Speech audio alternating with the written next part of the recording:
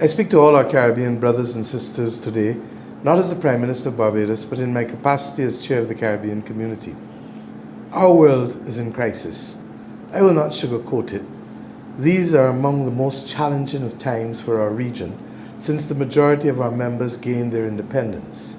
Indeed, it is the most difficult period our world has faced since the end of World War II, 80 years ago. Our planet faces a climate catastrophe that worsens every year.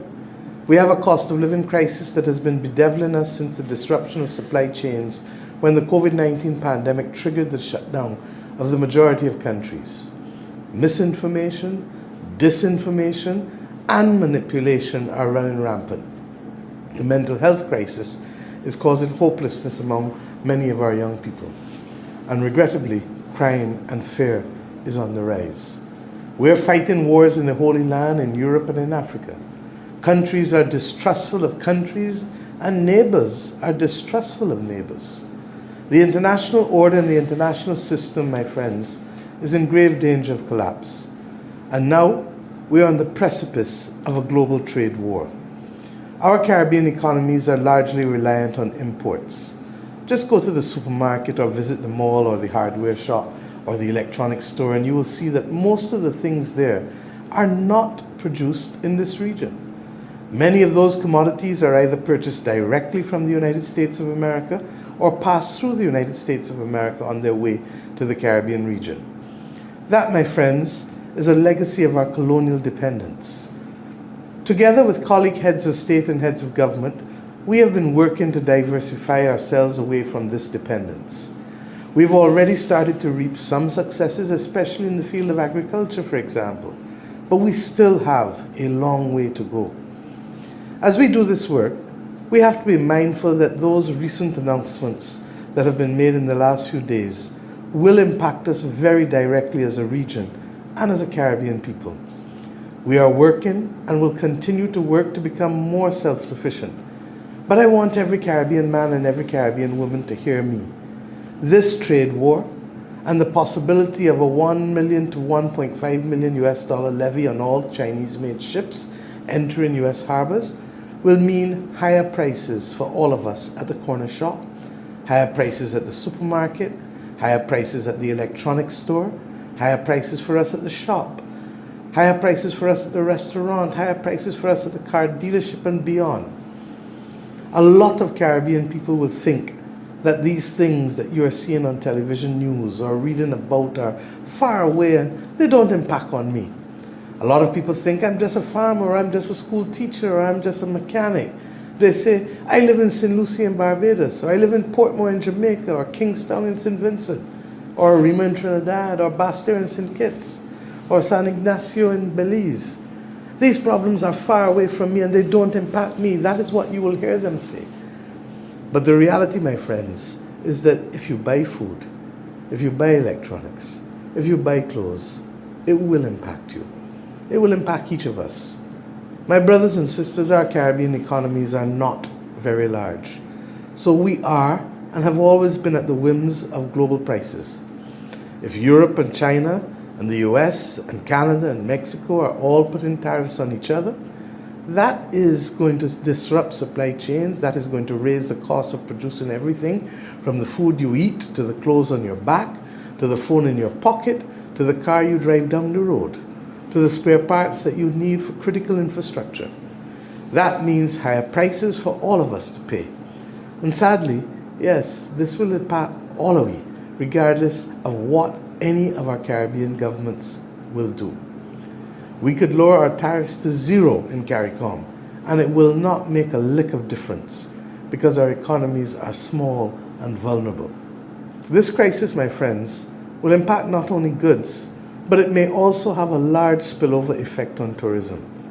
We suggest that the region take steps to sustain the tourism industry, as likely worsening conditions in many of our source markets will have negative impacts on people's ability to travel. We call on our regional private sector and the tourism sector to come together and to work with governments to collaborate for an immediate tourism strategy to ensure that we maintain market share numbers as a region. My friends, I pray that I am wrong. And I'm praying that cooler heads prevail across the world and leaders come together in a new sense of cooperation to look after the poor and the vulnerable people of this world, and to leave space for the middle classes to chart their lives, to allow businesses to be able to get on with what they do and to trade. But truly, I do not have confidence that this will happen. So what must we do? First, we must re-engage urgently, directly, and at the highest possible level with our friends in the United States of America. There is an obvious truth which has to be confronted by both sides. That truth is that these small and micro states of the Caribbean do not in any way or in any sector enjoy a greater degree of financial benefit in the balance of trade than does the United States.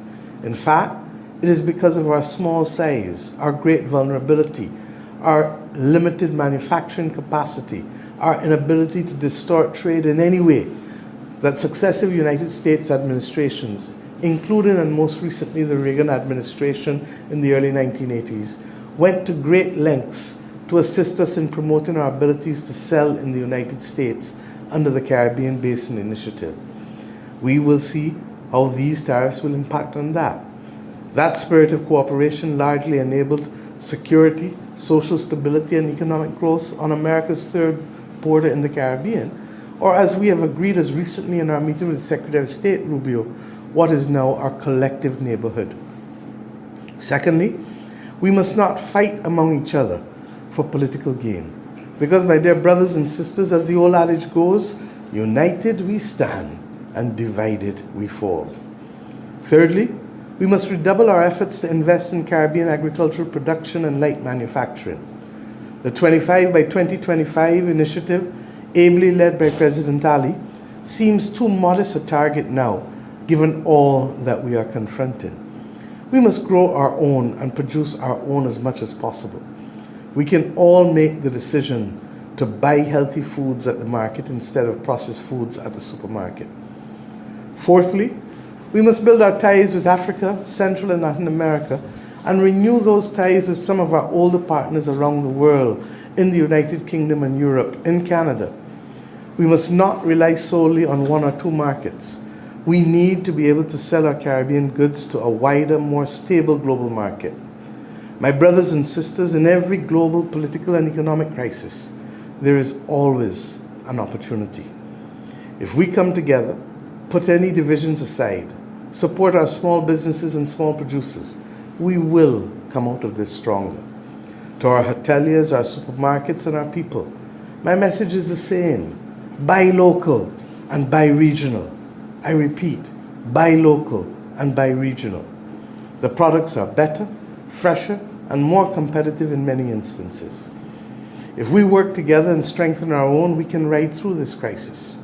We may have to confront issues of logistics and movement of goods, but we can do that too. To the United States, I say, this simply: we are not your enemy. We are your friends. So many people in the Caribbean region have brothers and sisters, aunties, uncles, grandmothers, grandfathers, sons and daughters, godchildren, living up in Miami or Queens or Brooklyn or New Jersey, Connecticut, Virginia, wherever.